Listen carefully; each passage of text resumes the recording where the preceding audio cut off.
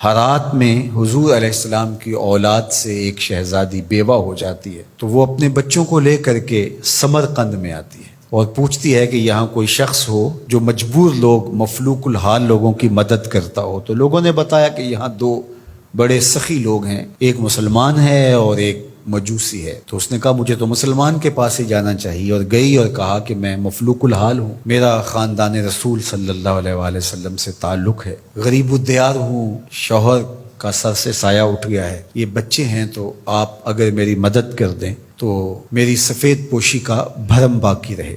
تو اس نے کہا کہ بہت سارے لوگ آتے ہیں اور اس طرح کی باتیں کرتے ہیں، تم بتا سکتی ہو کہ تمہارے پاس کیا ثبوت ہے خاندان رسول سے ہونے کا؟ تو اس نے کہا میں مفلوک الحال ہوں، بچوں کو لے کر کے ہرات سے یہاں پہنچی ہوں، تو میں شجرہ تو ساتھ نہیں لیے پھر رہی، بس میری بات پہ اعتبار کر لیا جائے۔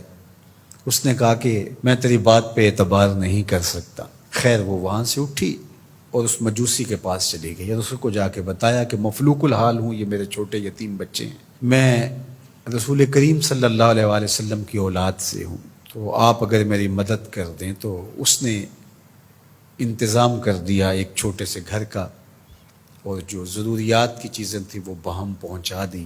یہ بھی سو گیا اور وہ مسلمان تاجر بھی سو گیا۔ ابن جوزی لکھتے ہیں کہ جب رات ہوئی تو اس مسلمان تاجر نے، سخی نے، خواب میں جنت کے منظر کو دیکھا کہ ایک خوبصورت محل ہے جس کے پاس حضور نبی رحمت صلی اللہ علیہ وآلہ وسلم کھڑے ہیں۔ تو یہ آگے شوق سے بھرا اور کہا حضور یہ محل اگر آپ مجھے عطا کر دیں۔ تو فرمایا یہ ایک مسلمان کا ہے۔ تو کہا میں بھی تو مسلمان ہوں۔ فرمایا تیرے مسلمان ہونے کا ثبوت کیا ہے؟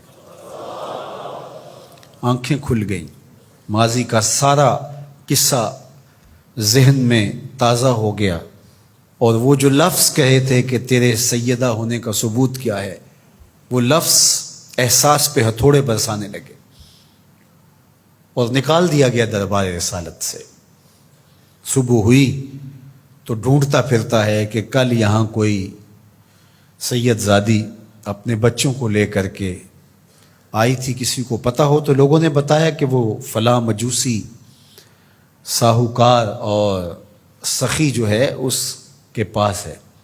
تو وہ گیا اور دروازہ کھٹکھٹایا اور قدرے غسیلے انداز میں کہنے لگا کہ ہمارے نبی کی بیٹی ہے اور آپ کو حق نہیں پہنچتا ہے، ان کی خدمت ہمارا ہی حق ہے، بلکہ کہا 300 دینار لے لو اور جلدی کرو ہمارے سپرد کر دو۔ تو اس نے مسکرا کے دیکھا، کہا کہ میں نے تو انڈٹھا سودا کیا تھا، اب تو منظر دیکھ چکا ہوں، جہاں رات آپ کو دھکے دے کر نکالا گیا وہاں مجھے وعدہ دیا گیا کہ تو نے میری بیٹی کی خدمت کی ہے، تجھے اور تیری نسل کو جنت کی ضمانت دی جاتی، اور میں تو حضور کے ہاتھ پہ کلمہ پڑھ کے اسلام قبول کر چکا ہوں۔ اللہ اکبر۔ نسبت رسول کا احترام، محض نسبت رسول، عمل تو بعد میں آتے ہیں۔ اللہ اکبر۔ تو فرمایا کہ احبو لأہل بیتی لحبی، میرے اہل بیت سے محبت میری وجہ سے کرو۔ اللہ اکبر۔ امت کو سمجھنا چاہیے کہ اہل بیت رسول کا معاملہ کتنا حساس اور کتنا نازک ہے، اور آقا کریم نے کس قدر اس کو اہمیت کے ساتھ حجۃ الوداع کے موقع پر ارشاد فرمایا۔ اور دوسرا، حضور علیہ السلام نے مقام خم پر باقاعدہ خطاب کرتے ہوئے ارشاد فرمایا، یہ مکہ اور مدینہ کے درمیان ایک جگہ ہے، الا ایھا الناس، اے لوگو، انما انا بشر یوشک ان یاتی رسول ربی فاجیب، فرمایا کہ میں بشر ہوں، موت کا فرشتہ پیغام لے کر میرے پاس بھی آئے گا اور میں رب کے بلاوے پر حاضر ہو جاؤں گا۔ وانا تارک فیکم ثقلین، لیکن تمہیں تنہا اور لاوارث نہیں چھوڑ کے جا رہا، تمہارے اندر دو بھاری چیزیں چھوڑ کے جا رہا ہوں، جس کو میرے حضور بھی بھاری کہیں وہ کتنی بھاری ہوگی۔ اولہما کتاب اللہ، ان میں سے پہلی چیز کتاب اللہ، اللہ کی کتاب، فیہ الہدی والنور فخذوا بکتاب اللہ واستمسکوا بہ، اس میں ہدایت ہے، اس میں روشنی ہے، پس اللہ کی کتاب کو مضبوطی سے پکڑ لو اور اس کے ساتھ تمسک اختیار کر لو، جڑ جاؤ اس کے ساتھ، لپٹ جاؤ، چمٹ جاؤ اس کتاب کے ساتھ، اپنا ربط کبھی بھی قرآن سے ٹوٹنے نہ دینا، قرآن کے ساتھ اپنے تعلق باطن کو کبھی کمزور نہ ہونے دینا، اس کی تلاوت دن کے اجالوں میں رات کی تنہائیوں میں تمہارا معمول حیات رہے۔ فحث علی کتاب اللہ، حضور نے ابھارا لوگوں کو کتاب اللہ کے ساتھ جڑنے کے لیے، وَرَغَّبَ فِيهِ، اور ترغیب دی کہ اس کتاب سے وابستہ رہو، اس کتاب سے جڑو، اس کتاب کو کبھی نہ چھوڑنا۔ ثم قال، پھر ارشاد فرمایا،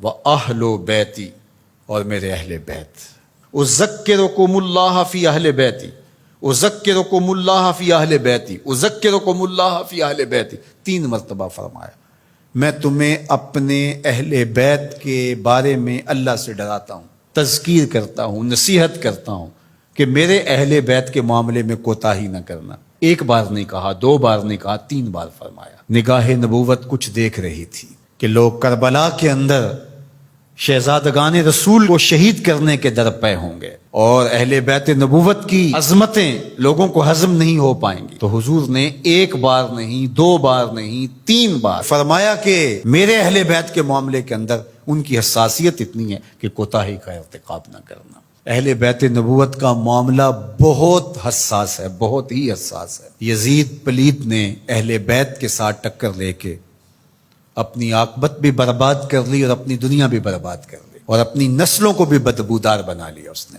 یزید کا نام بدی کا استعارہ بن گیا، دشنام سے بھی بدتر، گالی سے بھی بدتر یزید کا نام ہے۔ حضرت امام حسین رضی اللہ تعالیٰ عنہ حق کا استعارہ بن کے ابھرے، اور قیامت تک ان کا نام زندہ، روشن، سرخرو، کامیاب اور بامراد رہے گا۔ رہتی دنیا تک حسین کے نام کا جھنڈا اونچا ہی رہے گا۔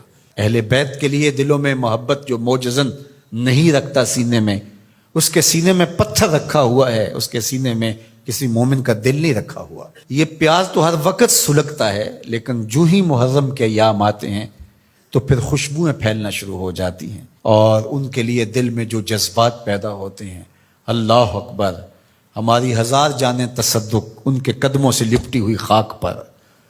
دین کے جھنڈے کو جس طرح انہوں نے اونچا رکھا، سرخرو اور سر بلند کیا، قیامت تک یہ امت خراج پیش کرتی رہے گی، اور محبتوں کے نذرانے ان کی چوکھٹ پہ پیش کرتی رہے گی۔